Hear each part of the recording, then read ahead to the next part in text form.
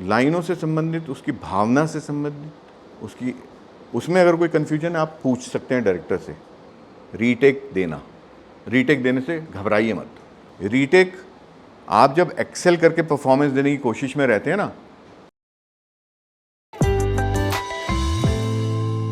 Confidence को boost करने के लिए बहुत ही इंपॉर्टेंट चीज़ है कि आपस की इंटरेक्शंस जब आप रखते हैं ना, और इसीलिए मैंने ये सारी बातें क्यों कही, इतनी सारी बातें जो बताई हैं उसका मुख्य कारण भी रहा है कि एक दूसरे को समझने के लिए पहले तो मन के अंदर ये रहना चाहिए कि मैं और वो सब बराबर हैं, कोई किसी से छोटा बड़ा है ही नहीं, ठीक है। कैमरे के सामने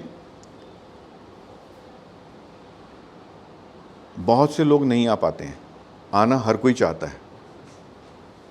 यहाँ पर इंडस्ट्री के अंदर नियरली 90% लोग कैमरे के सामने आना चाहते हैं, इसलिए आए थे, लेकिन धीरे धीरे वो छट करके बाइफरकेट होकर दूसरे उसमें चले गए। वो कोई गलत बात भी नहीं है, उसमें वो झिझक इसलिए रही क्योंकि कोई बताने वाला या तो नहीं था, या वो सही तरीके से खुद को एनालाइज नहीं कर पाए। पहली बात तो ये समझ लीजिए कि अगर आपको कैमरे के सामने खड़ा कर दिया गया है, ये अपने आप में बहुत बड़ा आशीर्वाद है। वो आशीर्वाद क्यों है कि वो परिस्थितियाँ, यूनिवर्स की वो सारी ताकतें आपके फेवर में है कि उन्होंने आपको कैमरे के सामने खड़ा कर दिया। पहला तो ये हो गया काम।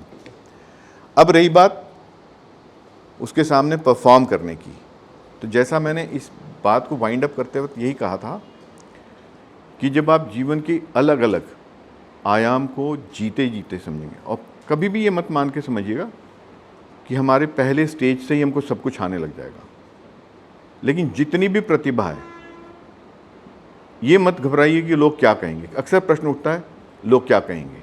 पहला सवाल अंदर यही आता है कि अगर मैंने ये नहीं किया तो लोग क्या कहेंगे यार, और ये वो लोग क्या सोच रहे हैं यार, और आदमी की ऐसी तैसी हो जाती है, ठीक है। जबकि आपके अंदर भावना क्या रहनी चाहिए कि मुझे भगवान ने यहाँ खड़ा किया है, यानी कि भगवान ने मुझ में कुछ देखा है तभी मुझे यहाँ खड़ा कर दिया है। अब रही बात ये लाइनें क्या है कह रही हैं, तो लाइनें लेखक ने लिखी हैं और डायरेक्टर ने उसको ब्लॉकिंग में बांधा है। तो आपको लाइनों से संबंधित, उसकी भावना से संबंधित, उसमें अगर कोई कन्फ्यूजन है आप पूछ सकते हैं डायरेक्टर से कि सर इसमें क्या कहना चाहते हैं।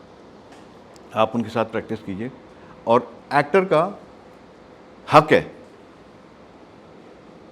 रीटेक देने से घबराइए मत, बिल्कुल नहीं घबराइए। क्योंकि देखिए रीटेक कई वजहों से होता है। रीटेक कैमरे की वजह से भी हो सकता है, रीटेक लाइट की वजह से भी हो सकता है। रीटेक आप जब एक्सेल करके परफॉर्मेंस देने की कोशिश में रहते हैं ना, तो timing of your speech, your expression, your movement, ये तीनों प्लस सामने वाले का रिएक्शन, इन सब की कंबाइंड टाइमिंग में थोड़ा भी फर्क आएगा तो रीटेक होगा। तो उन सब चीज़ों के बारे में ये मत सोचें कि अरे रीटेक दे दिया मैंने, अरे गड़बड़, लोग क्या सोचेंगे। लोगों की तो इस मामले में परवाह ही मत कीजिए। क्यों कि वो मैं हूं और मैं वो हैं, तो मैं अपनी क्या परवाह, मुझे काम करना है बस, फोकस, जस्ट फोकस। तो आने वाले समय में मैं कैमरे के सामने भी वो प्रैक्टिस करवाऊंगा, कोई टेंशन नहीं है। वो कॉन्फिडेंस, अच्छा आत्मविश्वास जो है ना बेटा, ऑटोमेटिक आता चलता है। वो हमारे यहाँ भी मेरे पिताजी बचपन में जो थे बहुत मार मार के पढ़ाया करते थे, तो आधा तो आत्मविश्वास वहीं टूट जाता था कि यार हम इतने बेवकूफ़ हैं कि बगैर मार खाए समझ में नहीं आता हैं। और फिर इतना डरते थे कि वो इस कमरे में तो हम उस कमरे में, वो उस कमरे में तो हम इस कमरे में, ऐसे चलते थे, ठीक है। और फिर दूसरे जब लोग आते थे बाहर से, तो पहले से हमें ड्रामे की तरह ब्लॉकिंग कर दी जाती थी। देखो लोग आ रहे हैं, तमीज़ से रहना, खाने के लिए जो भी दिया गया होगा वहाँ पे उठाना मत,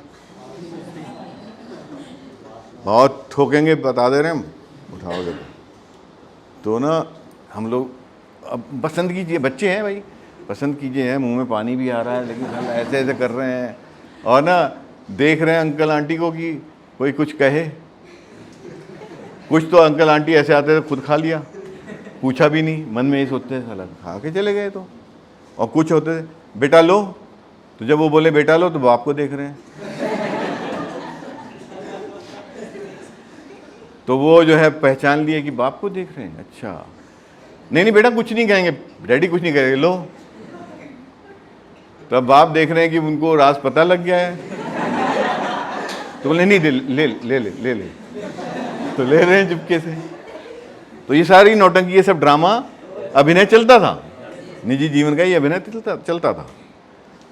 तो कहने का मतलब है कि हमें पब्लिक स्पीकिंग में बहुत दिक्कत आती थी बचपन में, लेकिन धीरे धीरे धीरे धीरे लड़े, कोई दिक्कत नहीं है। एक बार होगा, 2 बार गिरोगे, 3 बार गिरोगे, घबराओ मत, ये तुम्हारा हक है। और आत्मविश्वास जैसे जैसे ज्ञान आता जाएगा बढ़ता जाएगा।